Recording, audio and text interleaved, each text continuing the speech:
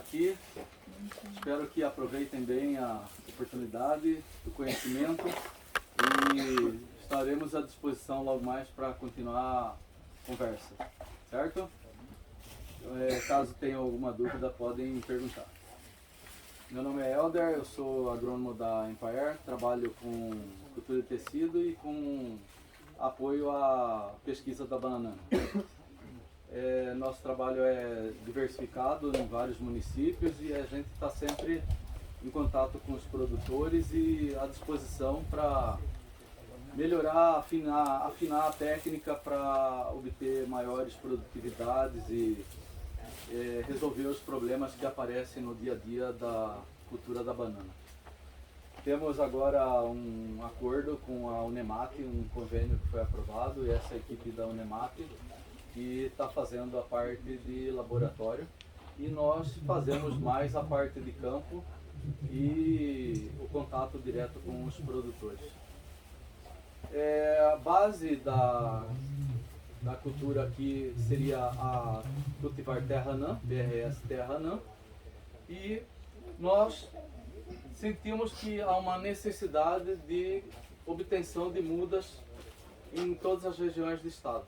Os laboratórios credenciados da Embrapa não conseguiram fornecer mudas em quantidade.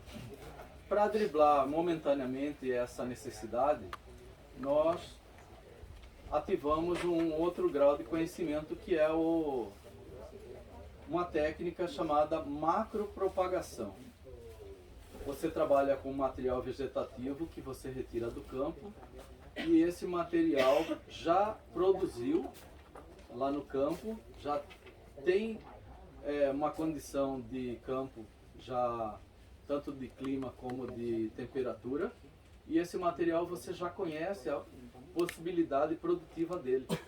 E aí você, sabendo da sanidade desse material, você vai lá no campo, retira esses rizomas e você prepara esses rizomas para serem as origens das mudas que nós queremos trabalhar, tanto numa área de cultivo como numa área de plantio do produtor.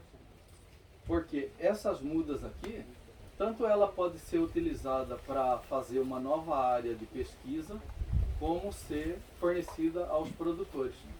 No momento, é essa segunda opção que nós estamos querendo alcançar. Primeiramente, nós conseguimos fazer a multiplicação do material para quantidade suficiente lá da área de pesquisa. Essa área de pesquisa são localizadas nos campos experimentais da Empire. Esse material vai ser centralizado aqui no campo da Empire de Tangará. Lá vai ser a fonte de origem dos materiais.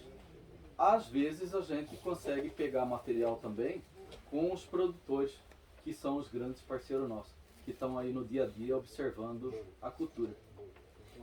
Esse rizoma, ele é retirado lá do solo após a colheita do cacho, da planta mãe. Esse cacho é retirado e nós retiramos, cortamos a planta mãe, retiramos as brotações que vão dar origem a esses rizomas. Esses rizomas nós pegamos, limpamos ele, toda essa parte externa, retirar material apodrecido, mas nós cortamos aqui na parte de cima, é a parte apical, e essa parte aqui é a parte basal.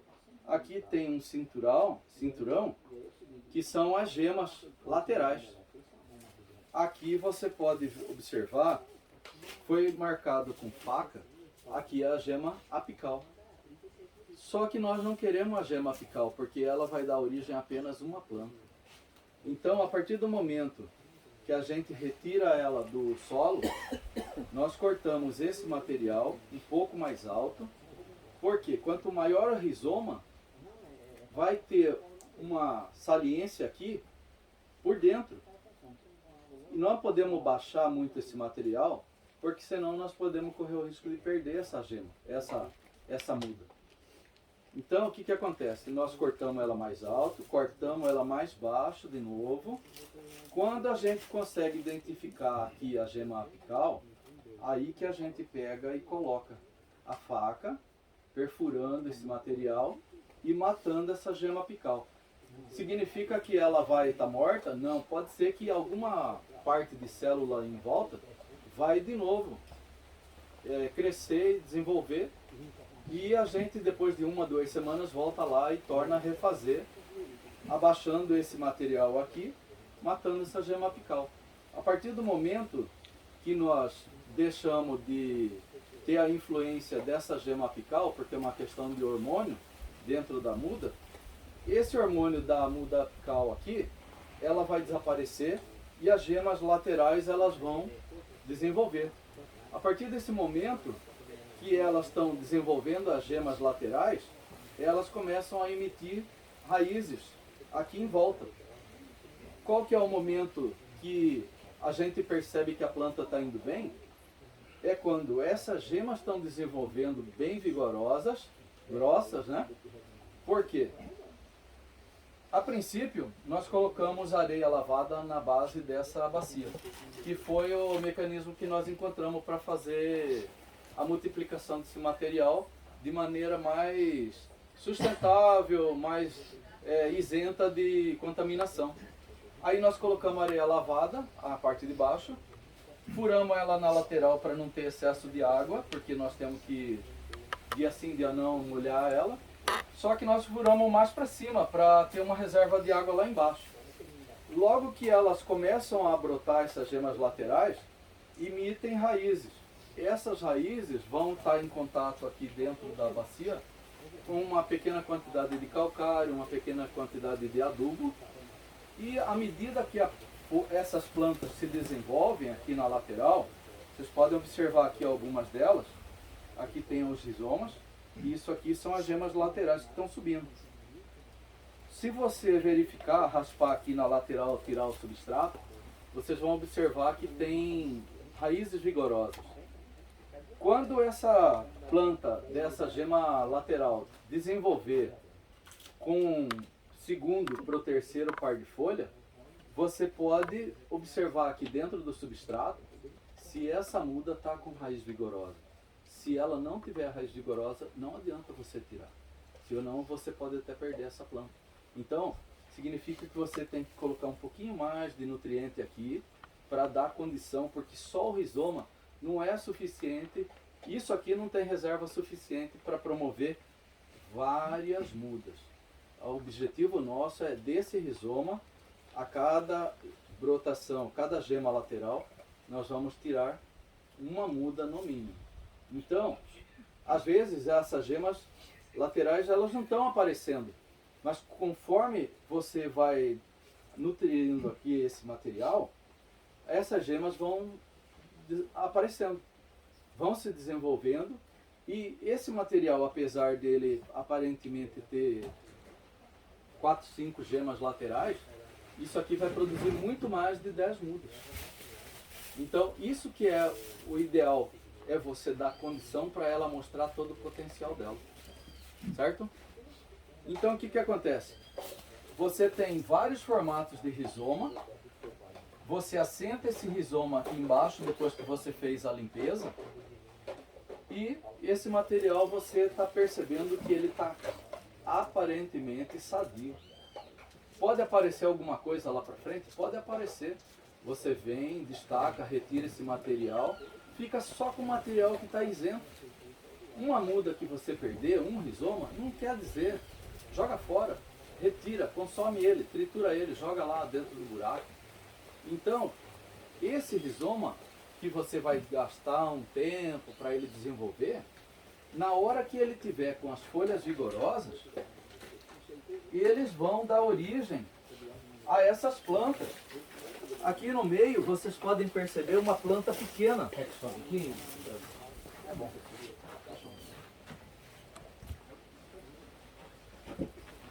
Você pode observar aqui no meio, tem uma planta pequena. Essa planta ainda não está no porte para você destacar ela desse rizoma. Então o que acontece? Por mais que você aduba a planta toda, a bacia toda, essa está no ponto de ser retirado. Por quê? Para ela estar nesse porte, ela já está buscando todo o nutriente que está lá dentro. Aqui embaixo o substrato está tomado por mudas. Pena que a gente não pegou uma... Estava lá na estufa certinho, fácil de ver. Toda essa bacia aqui está completa de várias raízes, raízes fortes. Então, a partir desse momento você destaca essas mudas, passa para a sacola. Como essa aqui já é uma folha definitiva, você já está quase na hora de levar ela para o campo. Mas no campo você tem que ter preparado a cova, calcário, adubo, fósforo, né? E já está molhando essa cova. Você não pode plantar ela e depois ir lá jogar água. Senão você pode torrar essa muda. Então o que acontece? Essa muda pequena, você não pode destacar porque ela pode queimar, mesmo estando na estufa. E por causa da raiz estar fraca, você pode perceber que ela ficou bem prejudicada porque essas aqui são maiores. Então, elas estão cobrindo ela. Por isso que ela vai ser prejudicada se você não retira essas maiores. O que acontece? Você vai continuar adubando o substrato e enquanto esse rizoma não estiver completamente destruído, porque retira o nutriente, e ele vai decompondo. Enquanto ele não estiver completamente decomposto, ele ainda vai ter alguma gema que pode desenvolver e virar uma nova planta. Então o potencial dela a gente não consegue medir. Mas à medida que você vai trabalhando e melhorando a adubação, o controle, a temperatura, não deixar faltar água, não passar da conta com a quantidade de água, esse material continua respondendo. E aí, quando a gente pega a muda lá e planta, é uma planta.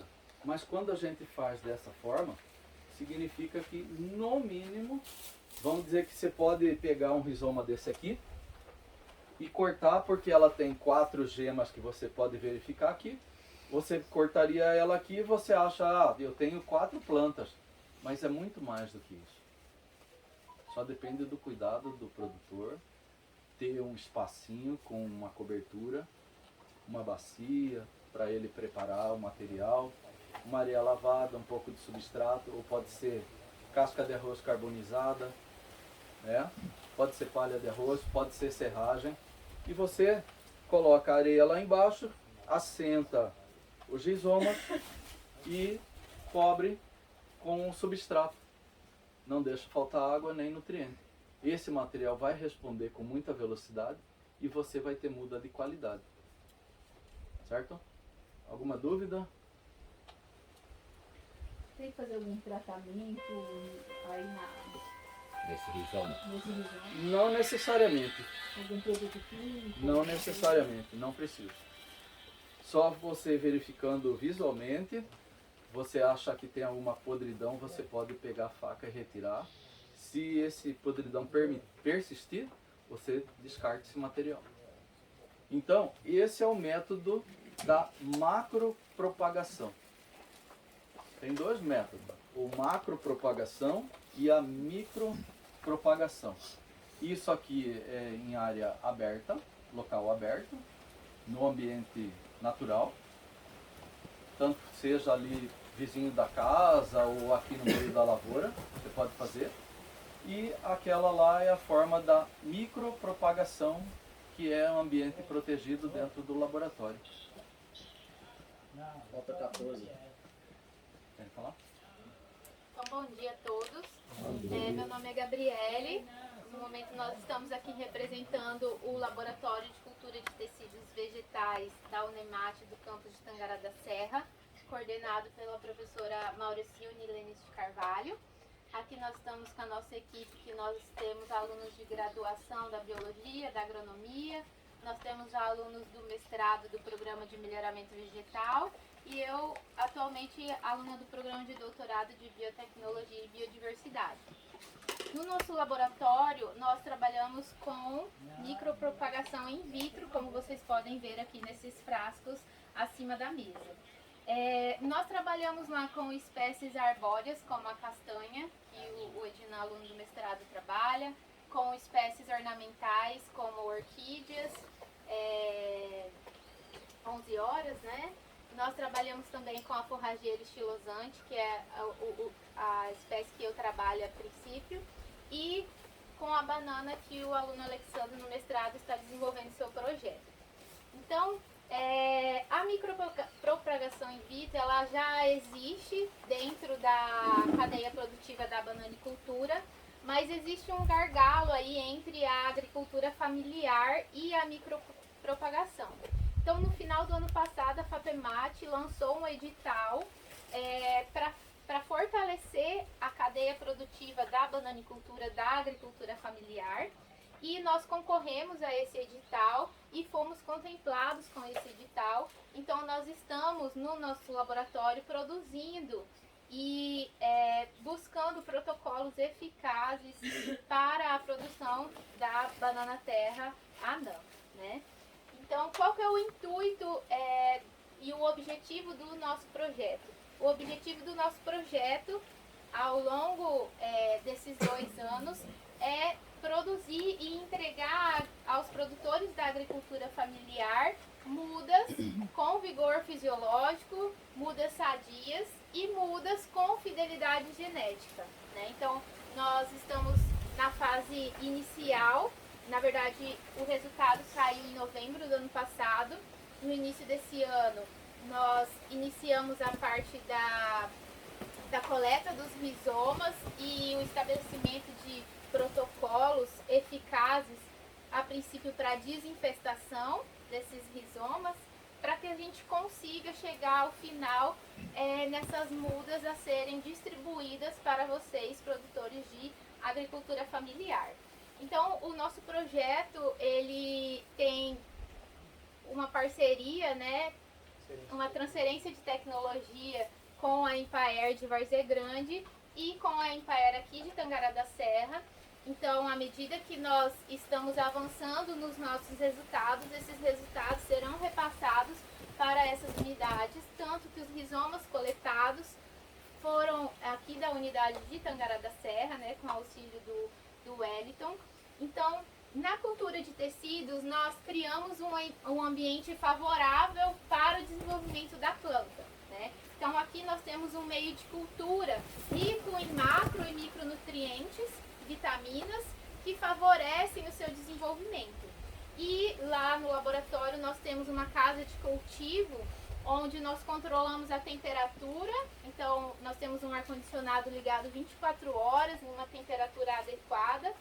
E essas plantas ficam em 16 horas de luz e 8 horas com irradiância de luz, para tentar facilitar e promover ainda mais o seu crescimento.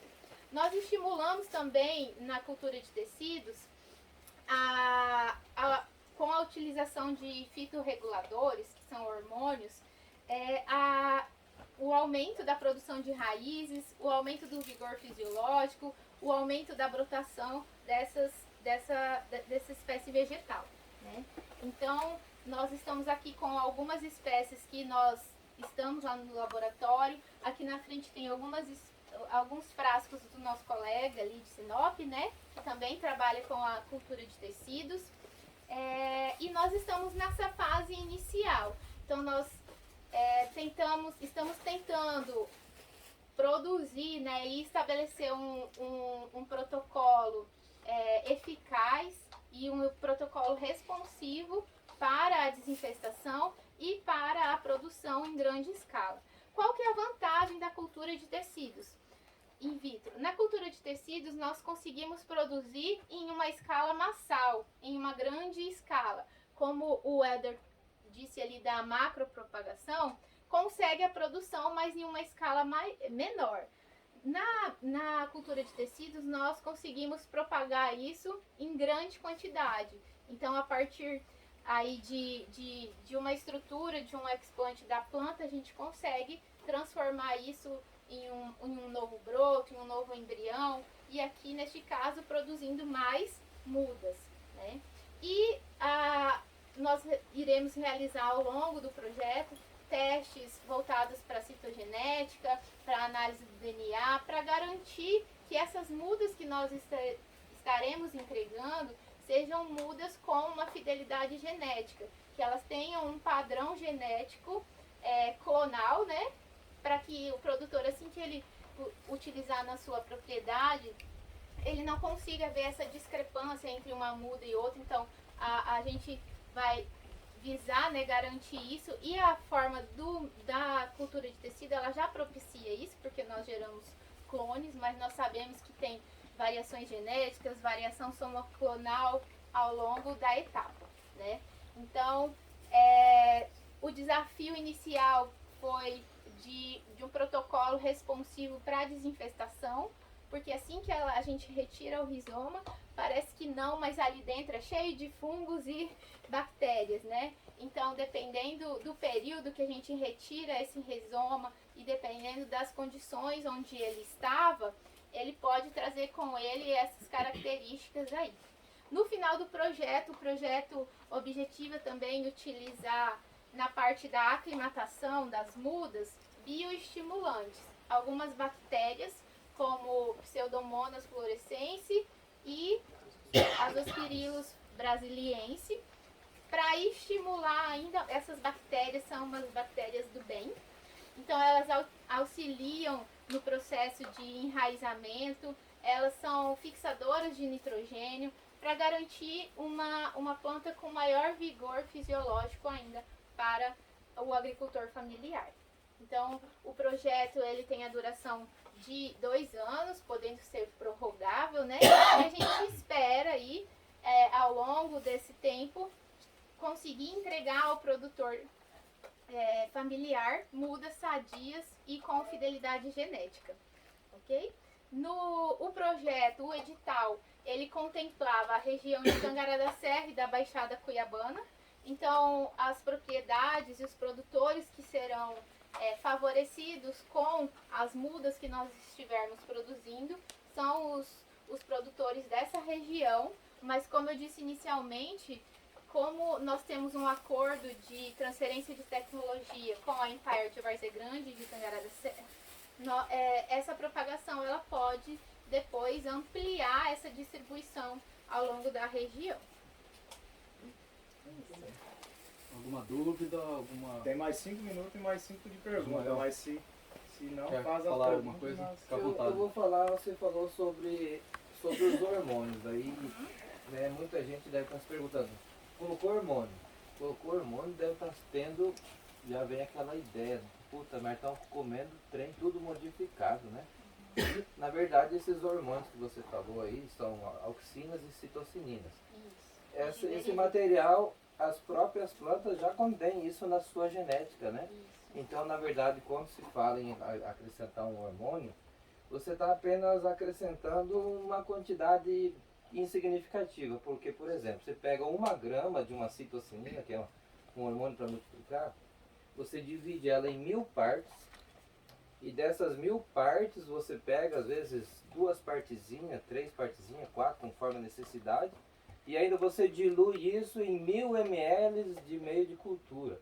Então, se você for analisar, e aí cada vidrinho que você coloca, ainda você coloca 4, 5 plantinhas. Então divide 0,0000 umas 10 casas decimais até obter uma pequena quantidade desse material genético ali, e aí a planta vai absorver aquilo ali, né? Então é insignificativo, insignificante. Se você não colocar, não multiplica.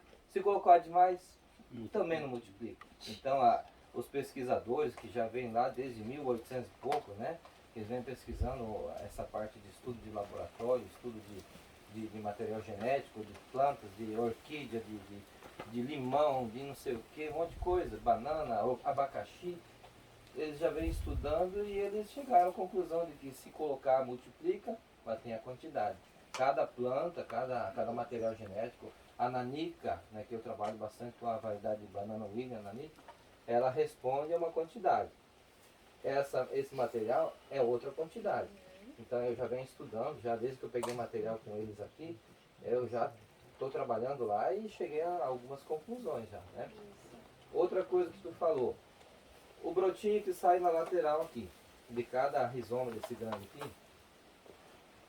eu vou passar para vocês, vocês vão pesquisar. Eu vou lá, pego um broto, tiro esse rizoma. Aonde a bananeira não se sabe que não tem tronco, ela é tudo folha, né? Tudo folha. Aonde uma folha se encontra com a outra, né, tipo assim, ela dá a volta, quando ela chega no mesmo lugar, ali tem um olhozinho. Eu estou fazendo um trabalho em cima disso aí, Eu tiro para cada material desse aí 7, 8 brotinhos e faço em vitro. A ciência diz que um aglomerado de células forma um novo indivíduo. E se ali tem um aglomerado de células e é um novo indivíduo, a tendência de que a genética não vai alterar. Eu acho que não, você deve saber. Eu sou formado em matemática, não entendo nada de biologia, não entendo nada, eu entendo de multiplicação. Entendeu? Por isso eu faço multiplicar. Exato.